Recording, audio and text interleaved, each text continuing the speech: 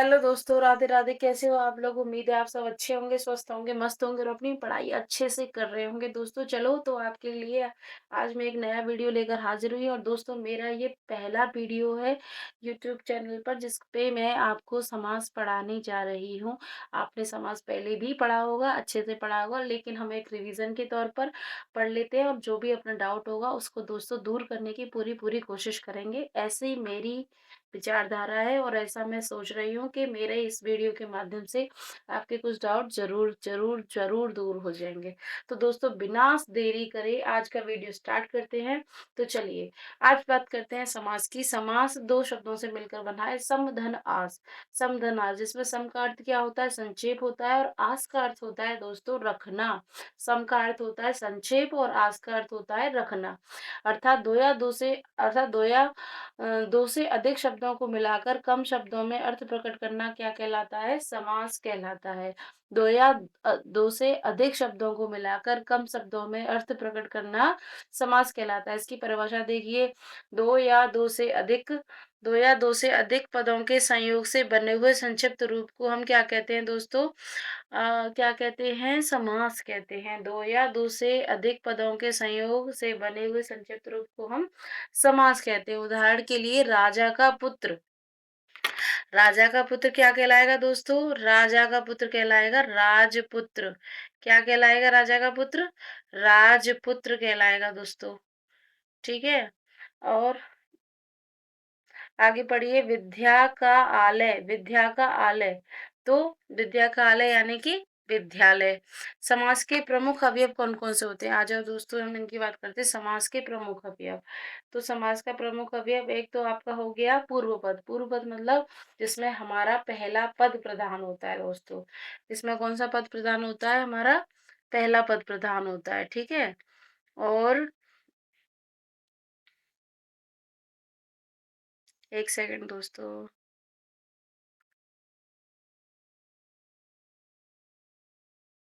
इसमें हमारा पहला पद प्रधान होता है दोस्तों। और अब हम बात करते हैं दूसरा, उत्तर पद। उत्तर पद की बात करें तो जैसे राजपुत्र में उत्तर पद कौन सा है? पुत्र है।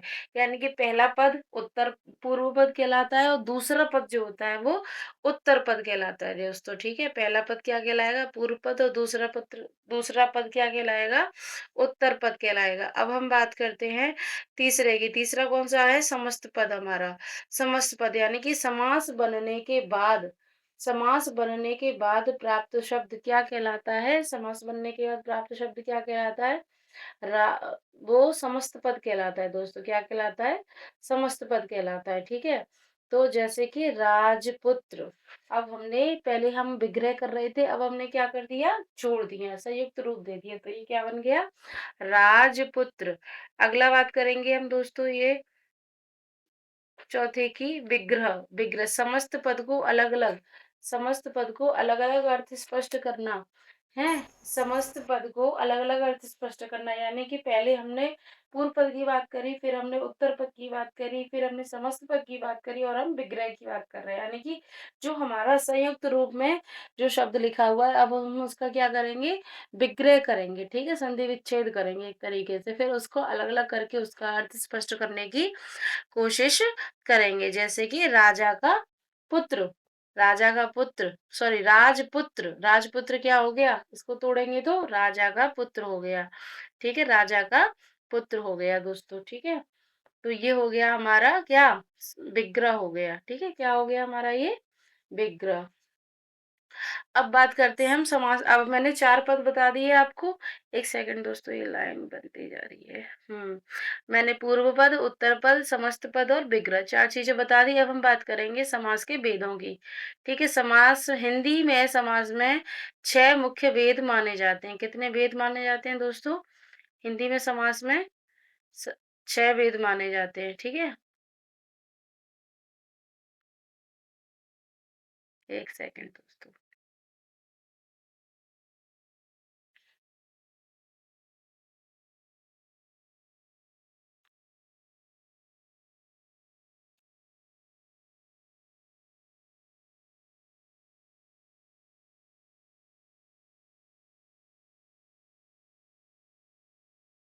6 वेद माने जाते हैं हिंदी समाज में। हिंदी में समाज में 6 मुख्य वेद माने जाते हैं। नंबर 1 अव्ययी भाव, नंबर 2 तत्पुरुष, नंबर 3 कर्मधारय, नंबर 4 द्विगु और नंबर 5 द्वंद्व समास और नंबर 6वां बहुव्रीहि समास। अब बात करते हैं हम अव्ययी भाव समास की। जिस समास में पहला पद प्रधान होता है, ठीक है दोस्तों, जिस समास में पहला पद प्रधान होता है और पूरा पद समस्त पद अव्यय की तरह प्रयुक्त होता है, ठीक है? तो मेरा कहने का मतलब है जिस समास में पहला पद प्रदान हो रहा है और पूरा पद जो है वो समस्त पद के अव्यय की तरह प्रयुक्त हो रहा है, तो वो कौन सा समास कहलाएगा? वो कहलाएगा दोस्तों हमारा अव्ययी भाव समास कहलाएगा। कौन सा कहलाएगा? अव्ययी भाव समास। जैसे कि प्रतिदिन, प्रतिदिन यानी कि प्रत्येक दिन, प्रतिदिन यानी कि प्रत्येक दिन दोस्तों, ठीक है? अब हम बात करेंगे, अब देखिए कुछ और भी ऑप्शन दे रखे हैं इसमें। यथाशक्ति, शक्ति के अनुसार, भर पेट, पेट भरकर, यानी कि हम दूसरे पद को उसकी तरह ले रहे हैं। किसकी तरह ले रहे हैं दूसरे पद को हमने? बताइए, अव्यय की तरह ले रहे हैं, ठीक है? तो अब ये हमारा हो गया आपका अव्ययी भाव समास। अब हम बात करते हैं तत्पुरुष समास की। तत्पुरुष समास की बात कर रहे हैं दोस्तों हम, जिस समास में उत्तर पद प्रधान हो, यानी कि दूसरा पद, राइट? जिस समाज में उत्तर पद प्रधान हो तथा विभक्ति चिन्हों का लोप हो जाए, यानी कि विभक्ति चिन्ह होते तो है लेकिन लोप हुआ रहता है, छुपे हुए रहते हैं, तो वो कौन सा कहलाता है? वो कहलाता है तत्पुरुष समास। उदाहरण के लिए राजपुत्र, यानी कि राजा का पुत्र, वनवास, वन में वास, यानी कि इसमें विभक्तियां लगी हुई हैं लेकिन वो छुपी हुई हैं। कैसी हैं वो? छुपी हुई हैं, ठीक है? आगे बात करते हैं। अब इसमें देखो, गृह प्रवेश, गृह में प्रवेश करने वाला, यानी गृह में प्रवेश, इसमें भी लगी हुई है। तत्पुरुष के उपवेदों की बात करते हैं हम। तत्पुरुष के उपवेद कौन कौन से हैं? देखिए, आपने वो पढ़े हैं, कारक पढ़े हैं? कारक पढ़े होंगे तो आपको आसानी से पता होगा तत्पुरुष के उपवेद कौन कौन से होते हैं। उपवेद तत्पुरुष के, कर्म तत्पुरुष, करण तत्पुरुष, ठीक है? करण तत्पुरुष, करण तत्पुरुष और कौन से होते हैं बताओ? संप्रदान तत्पुरुष, और बताइए? ये लीजिए, ऐसे आ गया, संप्रदान हो गया, अपादान तत्पुरुष, संबंध तत्पुरुष, और दोस्तों तुम्हारा एक सेकेंड, ये कुछ गड़बड़ हो रही है। कर्म तत्पुरुष, करण तत्पुरुष, संप्रदान, अपादान, संबंध, अधिकरण, ये सब तत्पुरुष विभक्तियां, ये इसके उपवेद हैं दोस्तों। ये परीक्षा में बार बार पूछे जाते हैं। राजपुत्र, राजपुत्र यानी कि संबंध तत्पुरुष, राजा का पुत्र, कर्ता ने कर्म को करण से के द्वारा, है ना? ये सब आपने शायद पढ़े होंगे, नहीं पढ़े हैं तो आप मुझे बता दीजिएगा, मैं एक वीडियो इस टॉपिक पर भी ले आऊंगी, ठीक है? अब बात करते हैं हम कर्मधारय समास की, जिसमें विशेषण और विशेष अथवा उपमेय और उपमान का संबंध हो। उदाहरण, महापुरुष, महान पुरुष, ठीक है? महापुरुष यानी कि महान पुरुष, महान है जो पुरुष। नील कमल, नीला कमल, पीतांबर, पीला अंबर, किसकी प्रधानता हो रही है? किसके बारे में बताया जा रहा है? पीतांबर, पीला है अंबर, नील कमल, नीला है कमल, महापुरुष, महान है जो पुरुष। तो दोस्तों एक चीज आपने नोटिस करी इसमें, विशेषण और विशेष्य, यानी एक इसमें कौन है? विशेषण है, और दूसरा कौन है? विशेष्य। यानी कि विशेष्य कौन होता है? जिसकी विशेषता बतलाई जाती है, और विशेषण कौन होता है? जिसके बारे में विशेषता बतलाई जा रही है, ठीक है? विशेष्य वो है जिसके बारे में विशेषता बतलाई जा रही है, और विशेषण क्या है? कि जिसके बारे, जो विशेषता बताई जा रही है वो तो विशेषण है, और जिसके बारे में बताई जा रही है वो क्या है दोस्तों? विशेष है, ठीक है? महापुरुष, महान है जो पुरुष, ठीक है? नील कमल, नीला है जो कमल, पीतांबर, पीला है जो अंबर। पहचान, दोनों पद एक ही वस्तु का बोध कराते हैं। दोनों पद किसका बोध करा रहे हैं? एक ही वस्तु का बोध करा रहे हैं, ठीक है? एक ही वस्तु का बोध करा रहे हैं दोनों, दोनों एक ही वस्तु का बोध करा रहे हैं। अब हम बात करते हैं द्विगु समास की। द्विगु समास के बारे में बात करेंगे दोस्तों।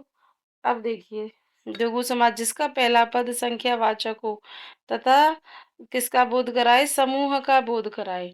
संख्यावाचक से त्रिलोकी, तीनों लोकों का समूह, सप्तऋषि, 7 ऋषियों का समूह, पंचवटी, 5 वट वृक्षों का समूह। यानी कि इसमें देखा जाए तो संख्यावाचक है और इसमें संख्याएं देखने को मिलती हैं। ये बहुत सरल लगता है मुझे। द्वंद्व समास, जिसमें दोनों पद समान रूप से प्रधान हो, यानी कि इन दोनों में पदों में क्या होता है, द्वंद्व होता है। दोनों के बिना गाड़ी नहीं चल सकती। इसमें दोनों पद समान रूप से प्रधान हो, उदाहरण माता पिता, माता और पिता दोनों ही जरूरी हैं। दिन और रात जरूरी हैं। लाभ हानि, राजा रानी, पहचान क्या है इसमें, विग्रह करने पर और तथा एवं आता है। ठीक है, क्या क्या आता है, और तथा एवं आता है। ठीक है, एक मिनट दोस्तों, और तथा एवं आता है दोस्तों। ठीक, अब हम आगे चलते हैं, आगे चलते हैं।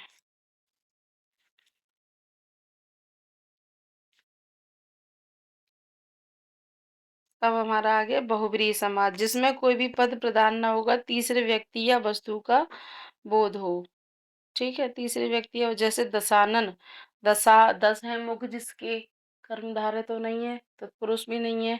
कौन हो गया, रावण। 10 है मुख किसके, थे 10 मुख रावण के, यानी कि इसमें तीसरे व्यक्ति या वस्तु का बोध होता है। चतुर्भुज, अब ये द्विगु समास नहीं है। विष्णु भगवान, 4 हैं भुजाएं जिसकी, कौन हो गए, विष्णु भगवान। नीलकंठ, नीला है कंठ जिसका, शिव जी। लंबोदर, लंबा है उधर इसका, गणेश जी, यानी कि बहुव्रीहि समास। विग्रह करने पर इनमें क्या निकलता है दोस्तों, तीसरा अर्थ निकलता है। अब बात करते हैं हम बहुव्रीहि और कर्मधारय में अंतर क्या है। नील कमल, ठीक है, देखिए बहुव्रीहि और कर्मधारय में अंतर है। नील कमल, नीला कमल, कर्मधारय। नीलकंठ शिव, बहुव्रीहि समास। ठीक, पहचान, विग्रह करने पर तीसरा अर्थ निकलता है, वह क्या होता है, बहुव्रीहि होता है। ठीक है, विग्रह में समास पहचानना परीक्षा का प्रिय प्रश्न है, यानी विग्रह में, सॉरी, क्वेश्चन पेपर में समास पहचानने के लिए दिए जाते हैं ज्यादातर। बहुव्रीहि और कर्मधारय में अंतर अक्सर पूछा जाता है। पिछले प्रश्नों में कुछ बातें बता देती हूँ। पिछले प्रश्नों में दशानन, नीलकंठ, राजपुत्र, महापुरुष और माता पिता जैसे एग्जाम्पल बार बार पूछे गए हैं दोस्तों। ये ट्रिक दी गई है, अगर किसी को समास नहीं याद है तो वो अपनी इस ट्रिक के माध्यम से समासों के नाम याद कर सकता है। देखिए दोस्तों, अतक दिदव, अ से अव्ययीभाव, त से तत्पुरुष, क से कर्मधारय। ठीक है, और द से दिगु, और द से द्वंद्व, और ब से बहुव्रीहि समास। इस तरीके से अब एक पंक्ति में हम पूरे अध्याय को पढ़ाने की कोशिश करेंगे। पहला प्रधान, पहला प्रधान किसमें होता है, अव्ययीभाव में पूर्व पद प्रधान होता है, और तत्पुरुष में उत्तर पद प्रधान होता है। दोनों प्रधान, द्वंद्व पद, जो द्वंद्व समास होता है उसमें क्या होता है, दोनों पद प्रधान होते हैं दोस्तों। ठीक है, दोनों पद प्रधान होते हैं। संख्या प्रधान, दुगु में क्या होता है, दुगु में संख्या प्रधान होती है। ठीक है, दुगु में क्या होता है, संख्या प्रदान होती है। विशेषण विशेष्य किस में बात करी जाती है, विशेषण और विशेष्य की कर्मधारय में, यानी कि दोनों एक ही चीज के बारे में बात कर रहे होते हैं। एक विशेष होता है और दूसरा उसकी विशेषण होता है, यानी कि विशेषता बतलाता है। तीसरा अर्थ किस में दिया जाता है, तीसरा अर्थ दिया जाता है बहुव्रीहि समास में। ठीक है दोस्तों, किस में दिया जाता है, बहुव्रीहि समास में दिया जाता है। अब कुछ एमसीक्यूज दिए हुए हैं, बात कर लेते हैं। दशानन किस समास का उदाहरण है, दशानन द्वंद्व समास, कर्मधारय समास, बहुव्रीहि समास या तत्पुरुष समास, बताइए। दशानन, 10 हैं मुख जिसके, 10 हैं आनंद जिसके, बहुव्रीहि समास। माता पिता में कौन सा समास है, जल्दी से बताओ फटाफट। द्विगु समास, द्वंद्व समास, बहुव्रीहि, तत्पुरुष। माता पिता, दोनों में द्वंद्व हो रहा है, द्वंद्व समास है। ठीक है, महापुरुष का समास है, कर्मधारय, बहुव्रीहि, द्वंद्व या द्विगु। बहुव्रीहि कर्मधारय, महान है जो पुरुष, कौन सा होगा, कर्मधारय होगा। पुरुष के बारे में बताया जा रहा है। ठीक है, अगला देखिए, महापुरुष वाला हो गया। राजपुत्र में कौन सा समास है, राजा का पुत्र, कौन सा होगा, तत्पुरुष होगा। ठीक है, ओ सॉरी, आंसर दिख गया इसमें आपको। अगला देखते हैं, ये हो गया। प्रतिदिन किस समास का उदाहरण है, प्रतिदिन में प्रति यानी पूर्व पद लगा हुआ है, ये हो गया अव्ययीभाव, सॉरी, अव्ययीभाव समास हो गया। ठीक है, त्रिलोकी में कौन सा समास है, बताइए फटाफट से, संख्यावाचक है ये, त्रिलोकी। ठीक है, 3 लोकों का राजा, त्रिलोकी, और बन गया ये द्विगु समास। ठीक, नीलकंठ का सही समास है द्वंद्व समास, बहुव्रीहि समास, और 1 सेकंड दोस्तों। अब हम कहाँ पहुँच गए थे? हम यहाँ हैं, त्रिलोकी हो गया। नीलकंठ का सही समास कौन-सा होगा? नीला है कंठ जिसका, बहुब्रीहि समास। शिव जी की बात हो रही है। नीलकमल, नीला है जो कमल, किसके बारे में बात हुई है? कर्मधारय समास के बारे में बात हुई है, ठीक है? अगला देखिए, वन में वास, कौन-सा समास है वन में वास? द्वंद्व समास, अधिकरण तत्पुरुष, बहुब्रीहि या द्विगु समास। वन में वनवास यानी वन में वास, विभक्तियों का लोप हो रहा है, अधिकरण तत्पुरुष, ठीक है? तो इसके साथ ही हमारे क्वेश्चन खत्म हुए। और आपको वीडियो कैसी लगी दोस्तों? कमेंट सेक्शन में मुझे ज़रूर बताना। कुछ मुझसे ये टेक्निकल मिस्टेक हो रही थी, ये थोड़ा-सा, ये मुझे अभी इनका इतना ज़्यादा अभ्यास नहीं है दोस्तों इस तरीके से पढ़ाने का, लेकिन कोई नहीं, हम प्रयास करेंगे और पेट से सीख के तो कोई भी नहीं आता है, हर कोई यहीं आकर सीखता है। तो मैं पूरी कोशिश करूँगी, पूरी जान लगाऊँगी, आप लोगों के साथ इस तरीके से कदम मिलाकर चलना है मुझे। और भगवान की दुआ से ये अच्छा बेहतरीन प्लेटफ़ॉर्म मिला है, तो क्यों ना अपनी ज्ञान को साझा किया जाए और दूसरों की हेल्प करी जाए। और अगर आपको किसी भी टॉपिक में थो कोई भी दिक्कत आती है, तो मुझे कमेंट सेक्शन में बता दीजिए। मैं उस टॉपिक पे ईज़ी से ईज़ी वे में उसको समझाने की कोशिश करूँगी। और उम्मीद है आपको वीडियो अच्छी लगी होगी। तो अगर मेरी वीडियो अच्छी लगी है, तो आप प्लीज़ कमेंट सेक्शन में मुझे बताएँ, और आप किस पेपर की तैयारी कर रहे हैं, ये ज़रूर मुझे बताएँ, ताकि मैं आगे जो टॉपिक उसी के अकॉर्डिंग लेकर आऊँ। तो मिलते हैं अगली नेक्स्ट वीडियो में, तब तक के लिए राधे राधे।